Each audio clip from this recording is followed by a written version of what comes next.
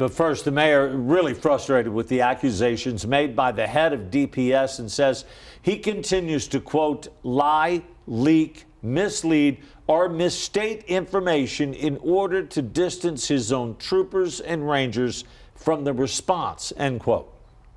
Yeah, that statement came just hours after the head of DPS, Colonel Steve McCraw, testified about the timeline before lawmakers in Austin. In the 4 weeks since the shooting, the timeline has changed several times, but DPS says this latest version is from video and audio recordings, adding it's not subject to interpretation. The biggest revelation, 11 officers were inside Robb Elementary just 3 minutes after the 911 call, and at least 2 of them had rifles. 3 minutes after the subject entered the West Building, there was a sufficient number of armed officers wearing body armor to isolate, distract, and neutralize the subject. McCraw also said the door was likely unlocked, so there was no need for officers to wait for a master key. How about trying the door and see if it's unlocked? And of course, no one had. McCraw says there's no evidence that police even tried to open the door until they finally breached the classroom and took the shooter down. 1 hour, 14 minutes, and 8 seconds. That's the total time of waiting in the hallway from when the first officers arrived to when law enforcement actually killed the shooter. Another issue here by the head of DPS says that police radios did not work inside of the school building.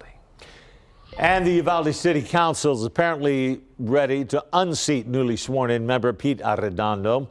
The Uvalde District Police Chief had asked for a leave of absence from his newly elected position, but the decision was unanimous. It will not be allowed. The chief has not attended a council meeting since he took office. If he misses the next 2, the council can declare his seat vacant. I've heard you guys, but I don't need to talk a whole lot more. I make a motion we do not grant the leave of absence for Councilman Arredondo. The city charter allows the council to oust members who miss 3 straight meetings. A number of council members, including the mayor, said they would vote to oust Arredondo if he does not show up for the next 2 meetings. Chief Arredondo was also in Austin testifying to the Texas House Investigative Committee. He spoke to the panel, though, behind closed doors and refused to answer questions from the media after the private testimony. Cameras captured Arredondo rushing into an elevator.